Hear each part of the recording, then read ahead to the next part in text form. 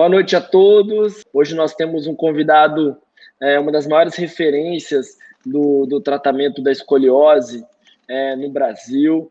É um prazer tê-lo aqui, o Dr. Rafael Marcon. Ele é chefe do grupo de coluna do Instituto de Ortopedia e Traumatologia do Hospital das Clínicas da USP de São Paulo, né? Ele é livre docente e professor também, colaborador da Faculdade de Medicina da USP. Então, como eu já apresentei, o Dr. Rafael Marcon é um dos cirurgiões aí mais respeitados, acho, do país na área da escoliose. Ele é pesquisador.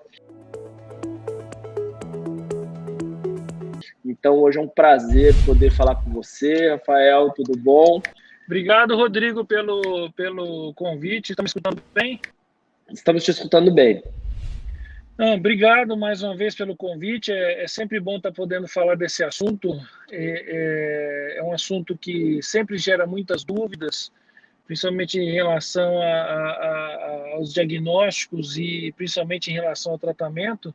E esses canais como o seu, onde a gente pode estar esclarecendo esse tipo de dúvida, são sempre muito bem-vindos. Parabéns, inclusive, pela sua iniciativa, que eu acho que merece todo o respeito, porque já realmente acrescenta muito nesse assunto. Muito bom, muito obrigado. Nosso objetivo aqui é trazer pessoas que realmente vão levar o que é de melhor na ciência. Então, principalmente para levar para a população informações, né, que são respaldadas pela ciência. Então, o que é o de melhor para que eles possam procurar o que é melhor para os seus filhos, né, ou se você é o próprio portador de escoliose, para você mesmo, né? Vamos começar pelo básico, que eu acho que é muito interessante. Rafael, eu queria que você nos falasse, se nos contasse como é que você, eu sei que é uma história longa, mas nós estamos aqui para te ouvir, tá todo mundo, a gente gosta de ouvir primeiro, que você contar como é que você chegou até a escoliose, né? Eu sei que você tem uma carreira muito longa aí, mas como é que você começou a tratar a escoliose de uma forma mais efetiva? Então, a gente queria saber aí. Na verdade, sim. Eu sou ortopedista de formação, e dentro da ortopedia, a coluna sempre foi a área que mais me chamou a atenção, então acabei já decidido a fazer ortopedia e depois coluna, principalmente por conta dos desafios que a gente ainda tinha em aberto em relação à coluna, que na ocasião, se vocês puderem ver os trabalhos os quais eu já fiz meu mestrado, meu doutorado, minha livre docência, são todos relacionados principalmente a trauma raquimedular, né, que é algo muito complexo ainda e sem uma cura definitiva, vamos dizer assim. Ainda tem muito campo para ser pesquisado. Mas durante a formação de coluna, eu comecei a ver que a deformidade, na verdade, era aquilo que distinguia muito em relação aos cirurgiões, porque realmente do ponto de vista cirúrgico, do mesmo jeito que o trauma raquimedular, o trauma medular, ele é muito desafiador do ponto de vista de pesquisa, por ainda carecer de muitas perguntas sem respostas.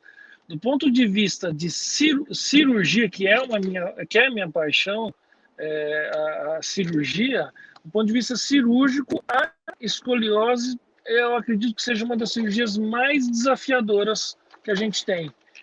Tratar isso de uma forma correta, trazendo o mínimo de risco e o mínimo de dano com o maior benefício possível. Então, essa que é a arte da cirurgia da escoliose. Então, foi por conta disso que eu acabei migrando para essa área dentro da coluna.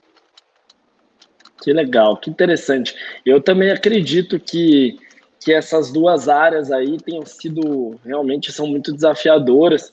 E como é que hoje você tem percebido, então, assim, como você tem uma vasta experiência, conta pra gente o que mudou, o que mais você viu que mudou, o que mais teve de mudança para como você tratava escoliose quando você começou, que você viu na sua residência, e hoje, né, em 2020, como é que a ciência evoluiu no tratamento, né? O que você percebe? Quando a gente fala de escoliose idiopática, né, e com escoliose idiopática é aquela escoliose que a maior parte a maior parte dos casos é de escoliose idiopática, mas a escoliose idiopática é aquela escoliose que não se tem uma causa ainda exata do que gera o problema. Então, quando você fala, por exemplo, numa escoliose congênita, você pode ter uma malformação, você pode ter uma escoliose neuromuscular está relacionada a um distúrbio do sistema músculo esquelético. Agora, a escoliose idiopática, ela não tem uma causa definida, apesar de ser a maior parte das escolioses. O que isso nos traz de problema? O problema é que a gente acaba correndo atrás do prejuízo. É dessa forma que funciona, de certa maneira, o tratamento para a escoliose idiopática. Então, o que acontece é que a gente fica correndo atrás. Você me perguntou o que mudou no tratamento. Na verdade, assim, a evolução do tratamento começa primeiro em relação ao tratamento conservador. Então, o tratamento conservador da escoliose tem diversas fases, desde só acompanhamento e até a gente começa a falar da parte de uso de coletes. Você deve ter visto bem isso, que num certo período da história do tratamento conservador, chegou-se a cogitar até o abandono do uso dos coletes, porque se ficou muito na dúvida se realmente ele trazia mesmo algum benefício na prevenção da evolução da curva. E depois de um estudo grande que aconteceu envolvendo Estados Unidos e Canadá, se chegou à conclusão que não, ele realmente funciona. Na ocasião, o colete que mais se usou para fazer esse estudo era o colete de Boston, que é um colete bivalvado, simples, de polipropileno, sem muita sofisticação. Ainda em relação a essa questão da evolução, o que a gente mais vê é justamente isso. Ali, depois dessa fase de realmente acreditar que o colete funciona, hoje a gente está numa fase mais evoluindo ainda, que você sabe muito bem. Afinal de contas, você é uma das pessoas que faz esse tipo de colete no Brasil, que são os coletes tridimensionais, né? Que na verdade tentam trabalhar, na verdade, na rotação do tronco, não só encarando a coluna, mas o tronco como um todo, para proporcionar uma correção efetiva. E a gente sabe que esses coletes, inclusive aliados a programas de fisioterapia específica, têm se mostrado bastante efetivos no tratamento conservador da escoliose idiopática. Evoluindo um pouquinho mais, até dessa parte dos coletes, eu tenho certeza que você pode falar muito melhor do que eu, mas evoluindo depois para a parte do tratamento cirúrgico, a grande mudança no tratamento cirúrgico foi o advento dos parafusos pediculares para a coluna. Então, esses parafusos, eles nos fizeram com que a gente mudasse a filosofia de tratamento, a gente conseguiu com eles correções, quando necessário o tratamento cirúrgico, correções muito mais potentes, e correções que permitem que o paciente saia da cirurgia já pronto para ir para casa, sem ter que usar depois um colete associado ao tratamento cirúrgico. Para vocês terem uma ideia, antigamente o que a gente tinha eram hastes que faziam uma distração da coluna, mas hastes simples, não encaravam a coluna como uma estrutura em 3 dimensões, e o paciente ficava com quase 6 meses usando ainda um colete de gesso. Era um sofrimento cirúrgico e no pós-cirúrgico.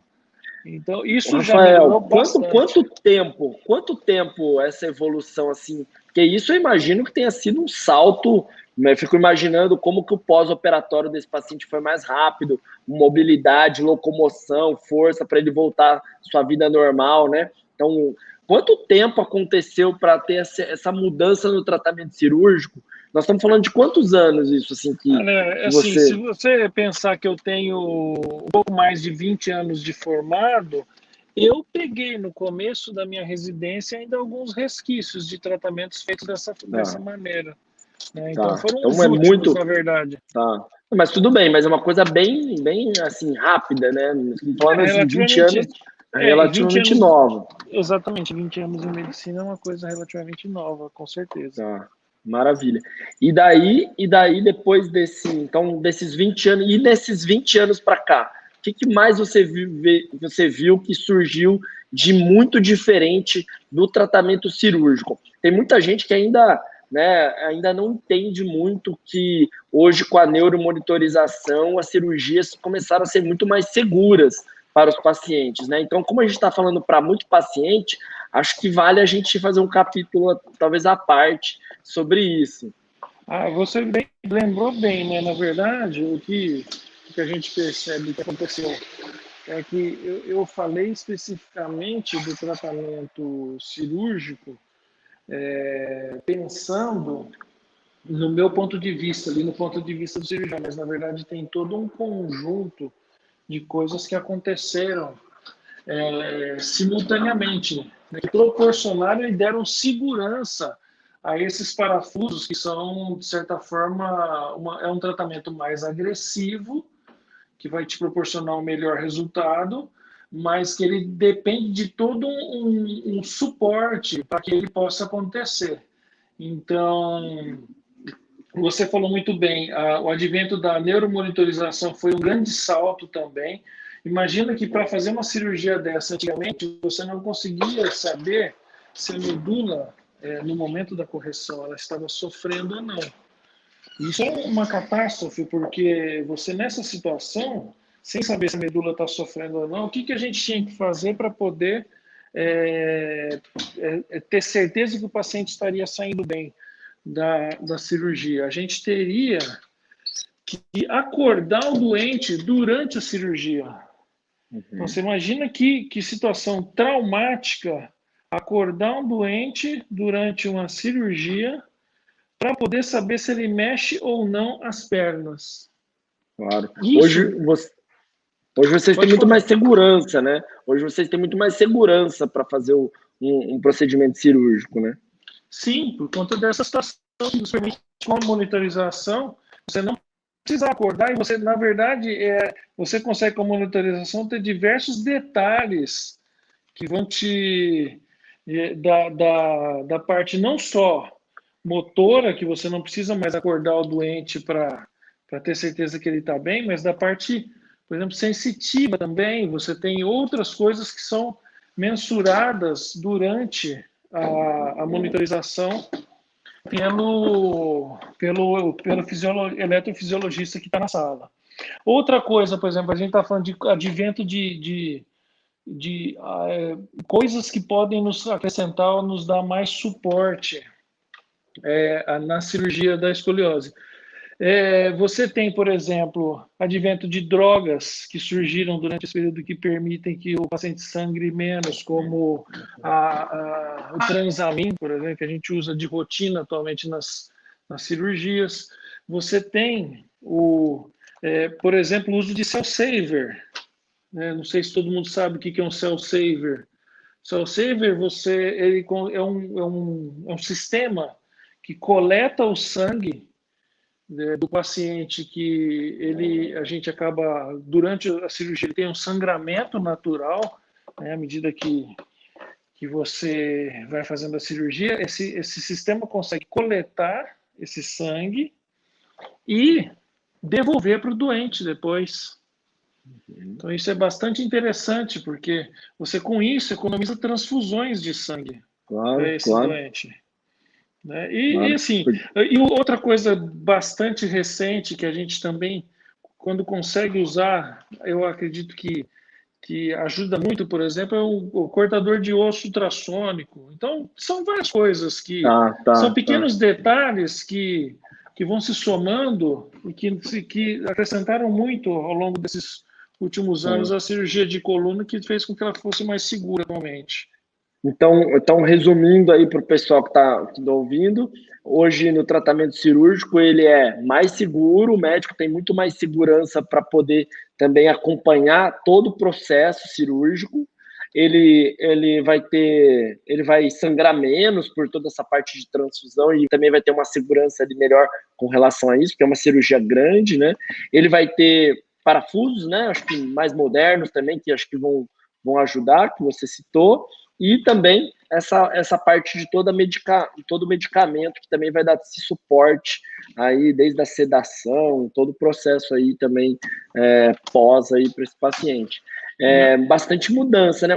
Isso repercutiu no tempo da cirurgia também, que o doente passa com vocês, e no tempo pós-operatório, isso teve um efeito final no tratamento, assim? Então, na cirurgia, no pós-operatório é nítido essa diferença, né? Então, se Uhum. você imaginar, Olha lá, apareceu, deu certo. pessoal, estou tendo que segurar aqui o celular, tudo bem? Não tem problema. Então, assim, se você imaginar o pós-operatório imediato, antes, você não só você acabava tendo que, por exemplo, colocar um gesso. Então, era um pós-operatório muito mais lento, mais demorado, sofrido. Uhum. Esse gesso muitas vezes precisava ser feito, ter que ser feito trocas. Agora não, teoricamente o doente operou e vai passar. É uma cirurgia grande, não dá para achar que é uma Uhum. cirurgia pequena. É uma cirurgia que realmente é uma das maiores que a gente tem em ortopedia, mas o doente já sai no primeiro dia, se possível, estiver bem já para sentar, ficar de pé, começar a andar, e normalmente é uma cirurgia que com 4, 5 dias de internação o paciente já pode ir embora Uhum. para casa. Legal. Você tem alguma recomendação que você, porque assim, existem diversos protocolos de pré e de pós-operatório. Qual que é o que você gosta, o que você utiliza nas suas cirurgias? Isso depende muito, assim, se você fez uma mais seletiva, se a cirurgia está na coluna mais completa. Você tem um protocolo que você gosta, que você se identifica? Eu já conversei com vários médicos e cada um segue mais ou menos um pouco da sua experiência. A gente não tem uma evidência muito que bate, né, que termina com o assunto, tem que ser dessa forma. Como que você gosta que o seu paciente que vai fazer uma cirurgia com você faça o pré-operatório, faça o pós-operatório? Qual é o tempo que você vai liberando, aproveitando esse gancho que você falou dos dias? Como você fala, mesmo como a gente tinha mesmo mencionado, é uma cirurgia que a gente considera como sendo uma das maiores em ortopedia. Então, assim, a gente tem que encarar a cirurgia como se fosse o voo de um avião. Quer dizer, ninguém, quando está no meio do voo, vai lembrar, nossa, a gente esqueceu de colocar um pneu no trem de pouso, entendeu? Então, Claro, você tem que claro. encarar a cirurgia como se fosse assim, depois que voou, tem que estar tudo perfeito, inclusive para poder aterrissar bem nesse voo. Uhum. Então, a primeira parte começa assim, para você, como a gente tinha falado, a indicação cirúrgica. Então, você tem que ter uma indicação cirúrgica precisa. Isso existem protocolos muito bem estabelecidos daquilo que deve ser, que aquilo que recebe uma indicação cirúrgica do que aquilo que não é necessário ser tratado cirurgicamente.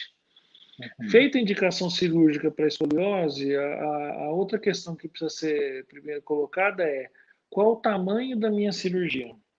Esse é o ponto mais importante, eu acredito, Uhum. nessa fase, e é o ponto onde você vai decidir se você vai conseguir fazer uma artrodese seletiva ou se você vai fazer uma artrodese Uhum. longa.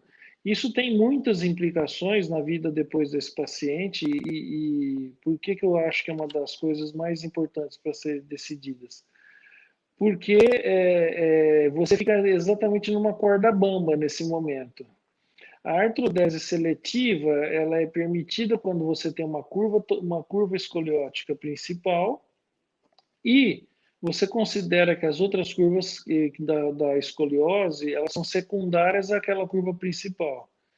E aí, se você tiver curvas secundárias que ainda têm um grau de flexibilidade aceitável, você, teoricamente, corrigindo muito bem a curva principal, você não precisa artrodesar. Para quem não sabe, artrodesar na cirurgia de coluna é fixar.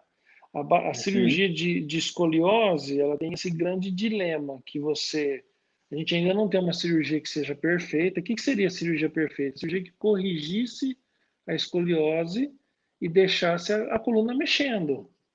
Isso não existe. Claro. Isso não existe. O que a gente tem hoje para cirurgia de escoliose, que o pessoal precisa entender é que, para não deixar aquela curva continuar a progredir, que é a maior indicação de cirurgia, então, situações onde a curva está progredindo, eu preciso fixar, preciso travar aquela coluna e corrigir aquela curva dentro do possível. Mas o principal é travar para que não piore, né? Então, eu troco uma coluna que se move, mas Uhum. é torta, por uma coluna que é mais reta e que não vai entortar mais, só que é rígida. Então, é uma troca ruim, mas é o que é possível para não deixar a pessoa ficar pior do que ela já está. É o que tem Claro, hoje de claro. tratamento. Então, nesse ponto, eu estava discutindo a questão que Uhum. é crucial e é fundamental, que é decidir o tamanho da cirurgia, porque quanto maior você fizer essa cirurgia, mais limitada em relação aos movimentos essa criança vai ficar depois. Mas, por outro lado, qual que é o outro grande problema? Se eu faço uma cirurgia muito curta, eu corro o Ela pode risco progredir, de ela continuar pode. progredindo. Sim, Então, sim. essa que é a arte da cirurgia de escoliose, é saber dosar, em Uhum. certos momentos, a possibilidade de uma cirurgia menor, que vai trazer os mesmos benefícios, sem o risco de que a outra curva continue piorando, Uhum. ou Uhum. ter a responsabilidade de indicar uma cirurgia maior, sabendo que naquele caso não é possível fazer uma cirurgia pequena, porque sabe que você consegue entender que naquele caso a Uhum. cirurgia ela vai continuar progredindo do problema.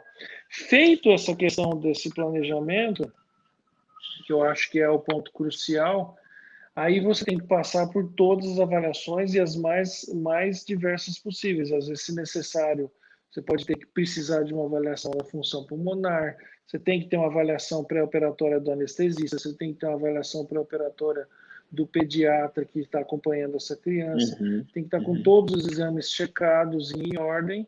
E então, aí você pode ir de uma forma mais tranquila para a cirurgia. Feita a cirurgia, no pós-operatório, como eu te disse, você tem alguns hospitais que têm um corpo clínico, de certa forma, até mais treinado para esse tipo de doente e consegue lidar Uhum. melhor, colocar esse doente já para reabilitar desde o início.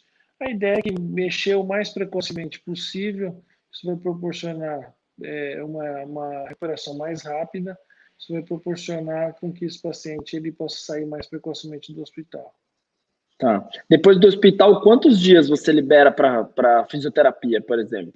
Claro que, e aí é que eu gostaria de saber, assim, de você, do seu protocolo, de uma forma mais geral, obviamente, tá? Eu sei que vão ter cirurgias maiores e menores, mas como que você gosta, assim? Qual que é o seu protocolo? Porque muito fisioterapeuta está aqui e quer ouvir isso, então eu tenho costumado perguntar. Tem gente que fala Existem. assim, olha, por enquanto não mexe muito a coluna por tantos meses. Ah, depois um pouco Não, mais de carga eu vou liberar em tanto tempo. não, existe a questão seguinte: enquanto o paciente ele estiver ainda com os pontos da cirurgia, Uhum. é um período que a gente deixa ele mais de molho em casa. É um período que a gente pede para que ele se movimente, porque isso é importante, mas que ele faça basicamente os exercícios que ele já aprendeu a fazer durante o período de internação. Então, se você tem um Uhum. hospital com uma equipe bem treinada de fisioterapeutas, que isso é muito importante, eles vão passar alguns exercícios para esses pacientes e que eles podem manter esses exercícios em casa. Aí depois, normalmente a gente fala em retirada de pontos com 3 semanas, que é um período com Uhum. segurança Uhum. para que a gente não tenha problemas de deiscência, de abertura de pele. Feito isso, a gente já pode pedir para esse doente reabilitar. A reabilitação é importantíssima porque esse paciente, principalmente na questão das artrodese seletivas, eles vão ter um corpo que é diferente da consciência corporal que eles tinham antes da cirurgia. Então, imagina assim, que ele ainda pensa com uma coluna torta, mas ele está mais reto. E Uhum. isso é muito importante começar a trabalhar o quanto antes com o paciente, porque vai depender desse trabalho, inclusive, para a gente conseguir chegar no máximo que aquela cirurgia pode oferecer. Então, Claro. o que acontece? Então, nessa fase, óbvio, tem gente que gosta de protocolos de fortalecimento na água, coisas diversas. Eu acho que não precisa ser nada específico. Eu acho que tem que ter um protocolo claro, de fortalecimento, de retomada dos exercícios habituais, mas o principal é essa tomada de consciência, né? Normalmente Tá. eu gosto muito de associar a fisioterapia nessa situação com um RPG ou alguma coisa similar, justamente para essa tomada de consciência desse novo corpo, porque isso é fundamental. O que acontece, por exemplo, que eu acho que é importante citar? Se você tem, por exemplo, uma criança com duas curvas, sendo que uma é principal, outra é secundária, e você faz uma artrodese só da curva principal, se essa criança tinha os ombros equilibrados antes da cirurgia, a chance dela sair com os ombros desequilibrados é enorme, enorme, porque ela já tinha o ombro equilibrado antes. Isso é um motivo de insatisfação enorme para esses doentes. Eles acham que eles estão saindo da cirurgia pior do que eles entraram.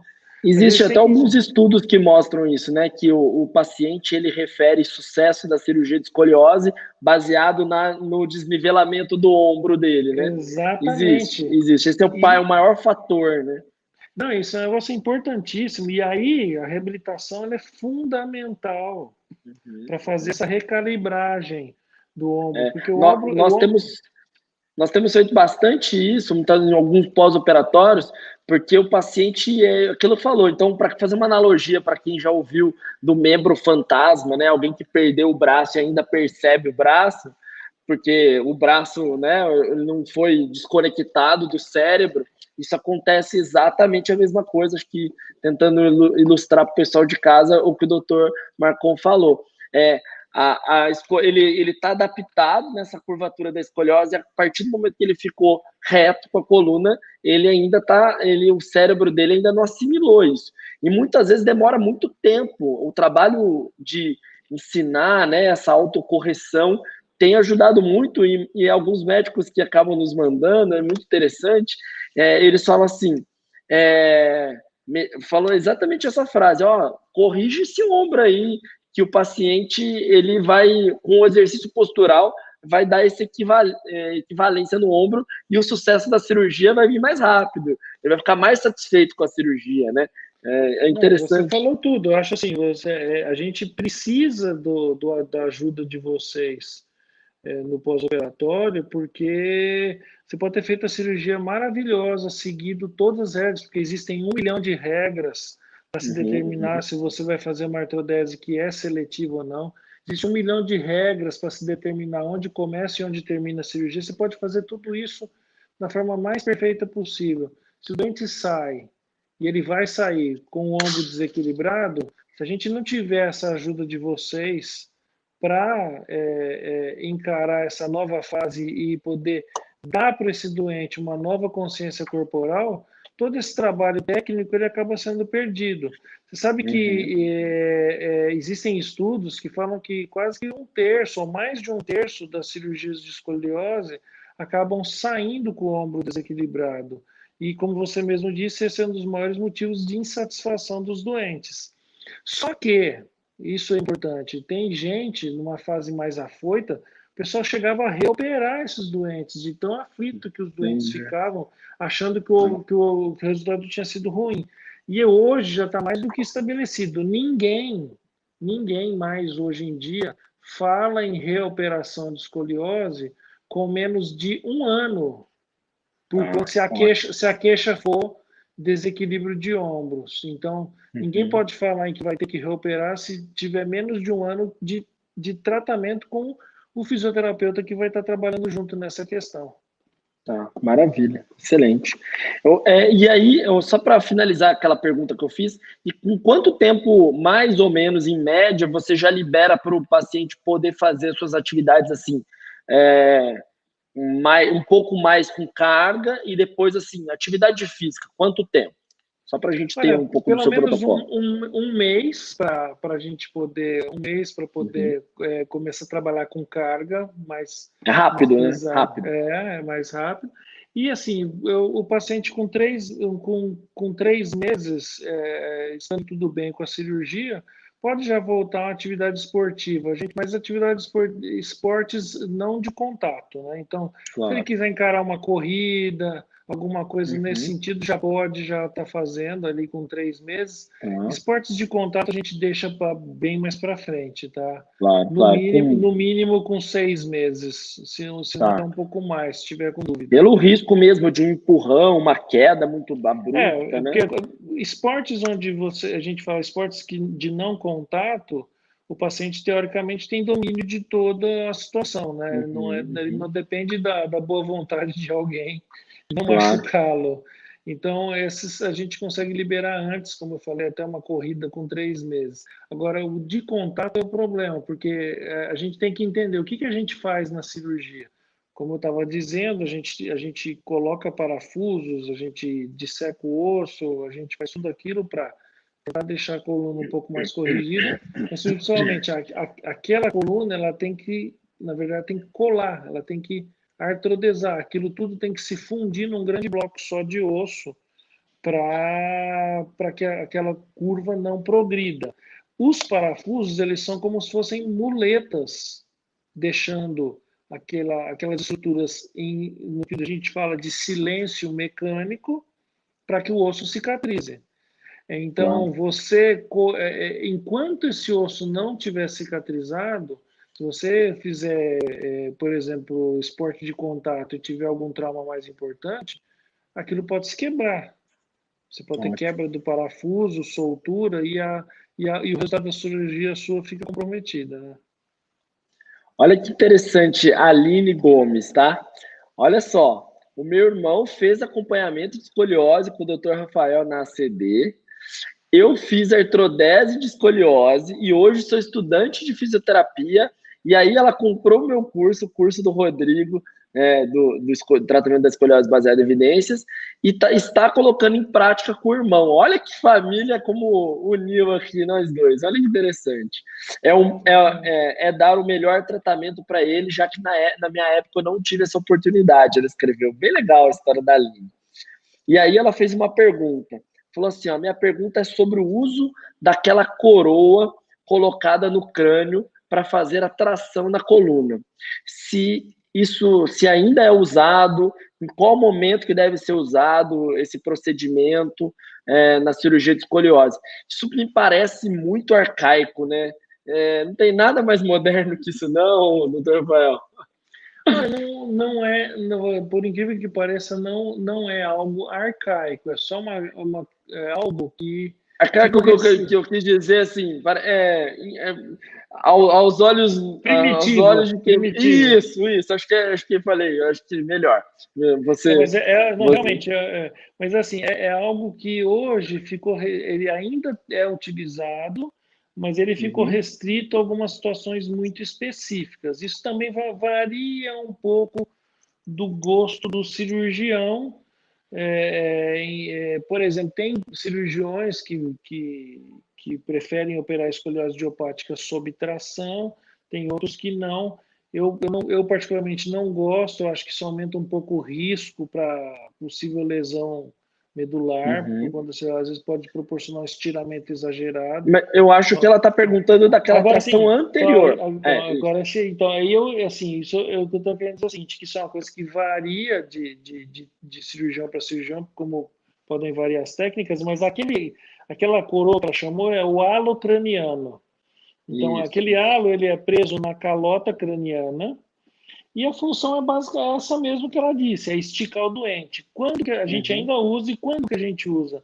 Principalmente nas escolioses neuromusculares. Então, Claro, sim. nas escolioses idiopáticas não se usa Uhum. alocraniano. Você pode até fazer tração só de membros inferiores no momento da cirurgia, é uma possibilidade, mas não alocraniano. E o alocraniano, quando é usado, como eu disse, para escolioses neuromusculares muito graves. Então, Muito grave. existem protocolos onde você põe aquilo e deixa com a criança, Isso, assim, isso. às vezes um mês tracionando. Então, não é qualquer lugar que consegue encarar isso. Você tem que ter instituições que estão acostumadas a fazer isso. Então, por exemplo, você pega um hospital como a ACD, você consegue deixar esse doente no halo craniano, ele tem uma cadeira que ele pode usar com o halo craniano, ele deita e dorme com o halo craniano, ele anda, tem um andador que continua puxando ele, esticando durante o período que ele está com o halo craniano. E a ideia é tracionar esses doentes para você poder conseguir melhorar essa curva no sentido de fazer uma cirurgia menor. Né? Eu falei que tem só uma correção, falei neuromusculares, não, mas são escolioses muito graves, às vezes sindrômicas, que vão necessitar de uma cirurgia muito grande, e o halo craniano ele consegue, tracionando a coluna e trazendo alguma correção parcial, fazer com que essa cirurgia eventualmente seja um pouco menor, economize um pouco de cirurgia. Mas ainda se Legal. usa. Eu quis dizer que ela nos parece algo muito primitivo, mas Mas é feio mesmo de ver. Quando é necessário, tem uma avaliação, tem uma instituição séria por trás. Eu quis dizer de uma forma mais leve e lúdica aqui, tá? Pessoal, Sim. a Giovana escreveu assim que ela está batendo carteirinha aqui toda quinta-feira, e ela pergunta dela a seguinte: como é que fica a integridade dos discos intervertebrais com a diminuição da mobilidade, lógico, né? Quando faz a artrodese? Giovana, é o seguinte, na verdade, os discos eles deixam de ter função. Então, quando você faz artrodese, você funde o segmento que está sendo artrodesado. Essa fusão, ela pode ser feita de várias maneiras. Você pode fazer por trás, como a gente já imagina com aqueles parafusos, mas você pode fazer também pela frente da coluna, por uma cirurgia anterior, onde você destrói propositalmente os discos e coloca enxerto e faz com que a coluna toda vire um bloco só. Se você faz por trás, os discos vão continuar existindo lá. Mas eles não têm função nenhuma mais, porque não existe mais movimento ao qual eles vão estar sendo submetidos. Assim, acho que, não sei se eu consegui me explicar. Conseguiu sim, é isso mesmo. Daí ele não tem a função de absorção ali, né? Porque não vai ter mais movimento. A Márcia perguntou o seguinte: essa é uma dúvida, e eu acho que eu vou depois tentar entrar um pouco mais nesse assunto. Na escoliose em S, tem uma curva que surgiu primeiro, e a segunda é com uma compensação do próprio corpo, isso é correto? Tá? Então eu vou deixar você responder, porque daí eu queria falar um pouco sobre esse assunto. Na maioria das vezes, sim. Na maioria das vezes, sim. Que é o que eu disse, que depende muito da fase em que você pega a escoliose. Se você pega numa fase mais precoce, se você pega numa fase mais avançada, mas teoricamente todas as curvas começam com uma curva principal, né? E essa curva principal, à medida que ela vai estruturando, ela gera uma curva secundária compensatória. E o que acontece é que numa fase inicial, essa curva secundária ainda é móvel, que permite que, se você conseguir pegar o dente nessa fase, fazer um tratamento só da curva principal. E depois, numa fase mais avançada, infelizmente, as duas curvas acabam ficando estruturadas, porque aí a curva que era secundária passa a ficar rígida. Agora, em escoliose não tão avançada, nessas que são um pouco mais maleáveis, às vezes acontece delas trocarem, né? Eu tenho uma curva de 36 graus em cima e uma de 30 embaixo, e aí parece que uma curva estrutura mais do que a outra, ela aumenta. Já aconteceu, você já viu esse tipo de caso? Esses dias aconteceram uns 2 casos assim, por isso que eu estou fazendo essa pergunta. Não é o, vamos dizer assim, não é o não curso, trivial, né? Não é o trivial. Mas a gente às vezes você vê aquela curva lombar compensatória ficando maior que a original torácica, e numa fase inicial ela ainda é compensatória e flexível, mais para frente ela se torna rígida. O que acontece? Ela passa a ser uma das curvas principais. que ela é Claro. rígida e com uma angulação maior, a gente, na verdade, a curva até muda de classificação, vamos dizer assim. Mas Isso. não é o que a gente vê no dia a dia, né? Não Uhum. sei se ainda, acho que ainda bem, né? É, claro. Não, ainda bem, mas é que aconteceu esses dias aqui, a gente ficou com uma pulga atrás da orelha aqui. Fala, como é que pode mudar tanto assim? Mas é interessante. A Denise perguntou, os adolescentes na faixa etária de 10 anos, diante da escoliose idiopática, ainda mesmo, é, acho que tem contraindicação à natação, em, deixa eu entender um pouquinho a pergunta. Muitos não aceitam outros recursos da sociedade. Acho que ela quis dizer assim que na fase da adolescência, de 10 anos, com escoliose idiopática, se tem alguma contraindicação. Acho que a maioria dos médicos deve indicar natação. Acho que a pergunta dela é se tem alguma relação aqui com outros tipos de exercício, ou se tem que fazer só a natação. Acho que é mais ou menos isso. Denise, qualquer coisa você explica melhor aqui, por favor. Deixa eu te falar, na verdade, sim, a gente, para entender essa questão, a gente precisa entender como é que funciona a escoliose idiopática. Escoliose idiopática, basicamente, você vai trabalhar com dois fatores principais. Um é o quanto essa criança está torta, no momento da apresentação, inclusive. Fazendo um parênteses, muitos pais com filhos com escoliose idiopática, eles têm um peso na consciência enorme. Porque quando eles vão descobrir como é uma coisa que não dá queixa, não dá dor, não dá nada mais, eles descobrem já existe um grau avançado, eles ficam se martirizando. Como é que eu não vi isso no meu filho? Isso é normal, não precisa ter peso na consciência, porque é uma coisa realmente difícil de ser detectada assim no dia a dia.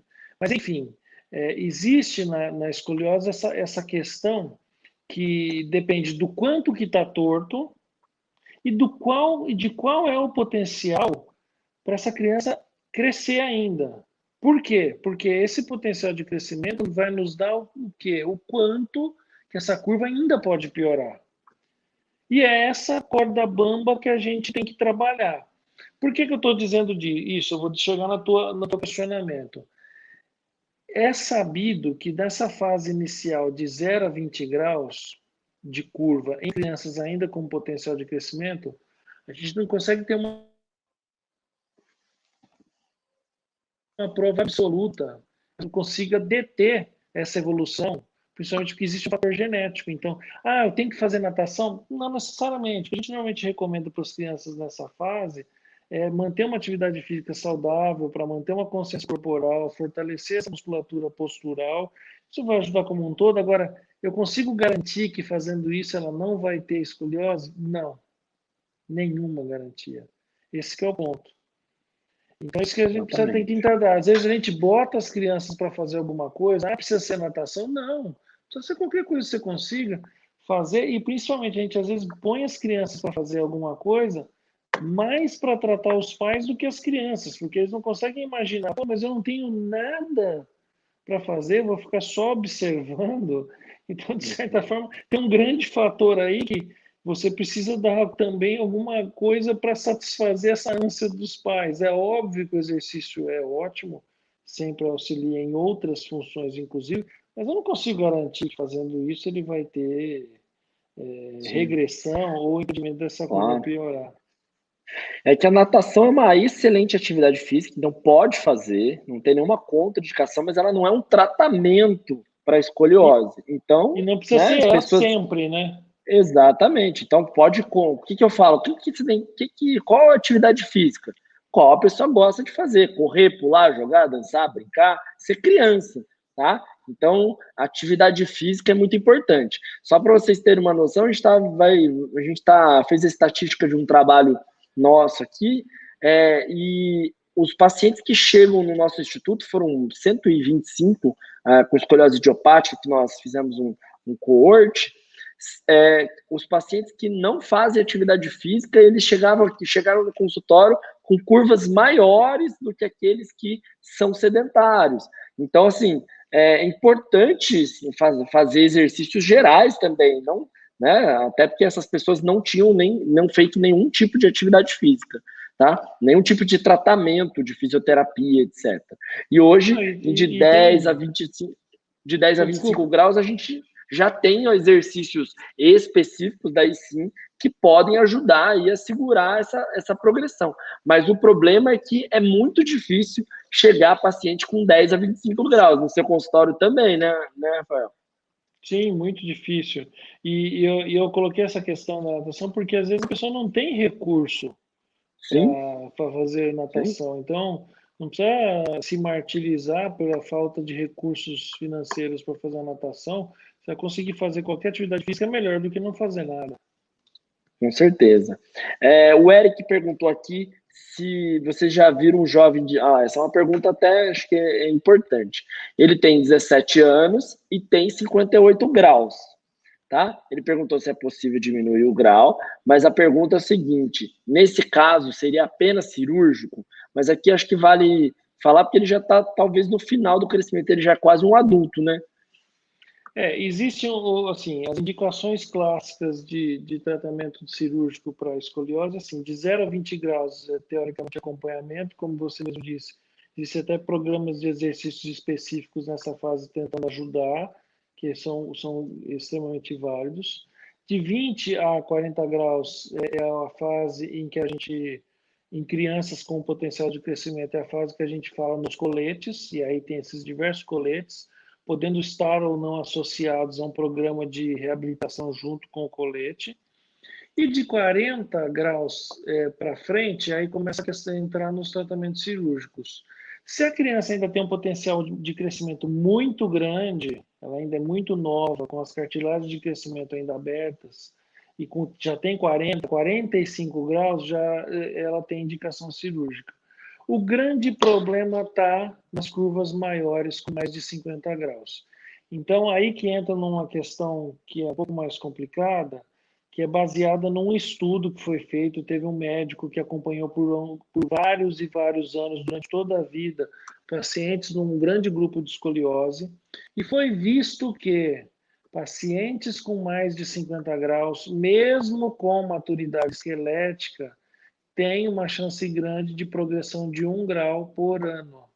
Esse é um problema porque, se você imaginar que você tem 50 graus com 15 anos, quando você tiver 45 anos, se a gente seguir essa regra, você vai estar com 80 graus.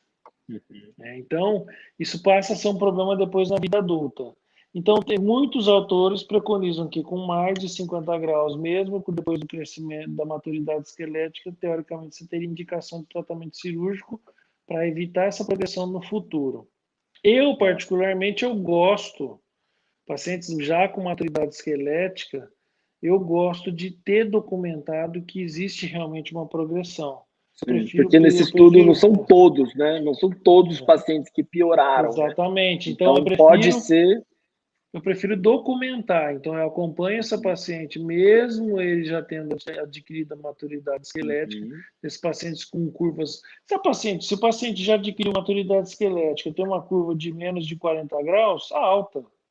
Segue a vida, isso não vai ter vida consequência normal. nenhuma. Agora, mais de 50 graus, ou como ele, 58 graus, com maturidade esquelética, minha conduta é acompanhar e provar, documentar que realmente está progredindo. Se acontecer isso, tratamento cirúrgico. Se não, eu tento não tratar com cirurgia. Claro.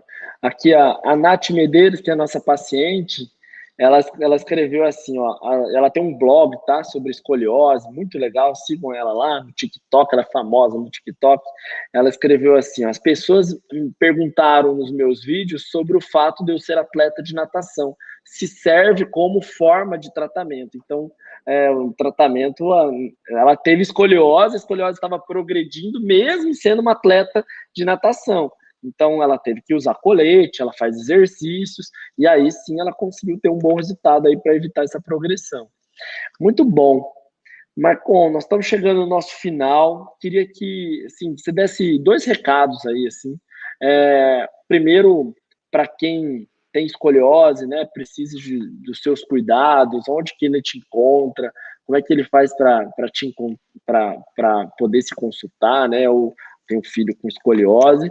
E o segundo, um recado aí, assim, a gente depois de um tempo está olhando essa live, como é que você faz uma perspectiva para o futuro do tratamento da escoliose? Você acha que daqui a 20 anos a gente vai estar olhando nessa live aqui e muita coisa vai ter mudado? O que você espera de mudança? Então, quase uma pergunta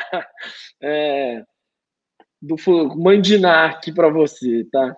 Assim, respondendo a primeira pergunta, através do meu nome, você quem tiver que precisar passar comigo ou quiser me procurar, só digitar meu nome na internet, fica fácil, tem o site, e lá que a gente tem todos os contatos, é muito simples, só digitar meu nome como cirurgião de coluna, vocês vão me achar. Em relação a essa questão do que pensar no futuro, assim, a grande sacada se a gente for pensar, vou até usar o termo que você usou, o tratamento para escoliose hoje ainda é primitivo. Tá. Por que eu falo isso? Porque se a gente for encarar de uma forma muito fria, é aquilo que eu disse, você não tem controle, você não sabe se a curva, se você não tem controle muitas vezes da progressão, porque é uma coisa relacionada a um fator que a gente não tem conhecimento, e o que você faz é correr atrás do prejuízo, é correr atrás da curva tentando minimizar e não deixar com que ela progrida. Esse é na verdade, o que a gente faz hoje no tratamento para escoliose. Então, para mim, eu acho que a grande sacada para os próximos 20 anos está na busca de uma causa específica para a escoliose idiopática que ainda não existe. Então, se você conseguir descobrir qual é a causa exata da escoliose, a gente vai poder atuar na causa e não na consequência. O que a gente faz hoje é atuar na consequência. Não fazer esse tratamento que é uma certa barbaridade, que é trocar uma curva, mas que se mexe por uma coluna reta, mas que é dura. Então, aí vem a descoberta, eventualmente, de possíveis genes relacionados à escoliose. Então, imagina se você consegue mapear e determinar o que vai te causar escoliose e o quão grave ou não ela pode ser. Eu faço esses testes numa criança com 10 anos que começa a ter uma escoliose e digo, olha, fique tranquila, Se escoliose é branda, a sua não vai escoliose progredir. É branda, não vai progredir, não precisa usar colete, não precisa se preocupar com nenhum exercício específico, não precisa fazer nada que você vai ficar bem. Ou o contrário, eu pego uma criança de 10 anos e descubro, olha, por esses fatores que eu tenho hoje, eu sei que a tua escoliose vai ser muito grave. Não perca tempo tentando fazer tratamento A, B ou C, vamos já para um tratamento mais agressivo. E a esperança até que os tratamentos mais agressivos não cheguem a necessitar da artrodese que a gente ainda faz hoje. Com certeza, que legal. Porque os estudos, só para também clarear um pouco o pessoal, os estudos, quando comparam um grupo que não fez nenhuma intervenção, mais ou menos 50% das pessoas que têm escoliose, elas evoluem, e 50% não acontece muita coisa. A maioria dos grupos controle é perto de 50%. Gente, 50% é você jogar uma moeda para cima com uma menina de 10 anos e 15 graus, e você não sabe para que lado ela vai. É exatamente isso. Então, se a gente realmente tiver, e tem alguns estudos bem interessantes aí querendo apontar para o futuro da parte genética, eu também acho que isso aí seria muito positivo. Eu também concordo, o tratamento da escoliose, ele é muito primitivo mesmo, tanto na cirurgia quanto nos coletes, por mais que tenha uma tecnologia ainda, um plástico, né, ainda é uma coisa rígida, é fundamental para evitar, em muitos casos, mas quem sabe no futuro a gente vai ter coisas mais interessantes, né? Eu também espero que a qualidade de vida dessas meninas aí desses meninos vão ser bem melhor, né? Então eu queria te agradecer. Afinal, deu tudo certo a nossa live, né? Você, nesse Desculpa começo... aí pelo começo, não, na verdade, eu tinha bom. acabado de sair de uma cirurgia, a gente foi falando com você, até conseguir um lugar para ter mais paz para estar conversando. Deu tudo certo, então eu queria te agradecer mais uma vez, tá sempre prontidão. Se você viu que esse vídeo vai clarear muito alguém que você conhece que tem escoliose, compartilha com ele, acho que vai trazer, a nossa busca é sempre levar informação de qualidade. Hoje foi uma super aula, tá bom? Grande abraço e até a Obrigado. próxima, pessoal. Obrigado.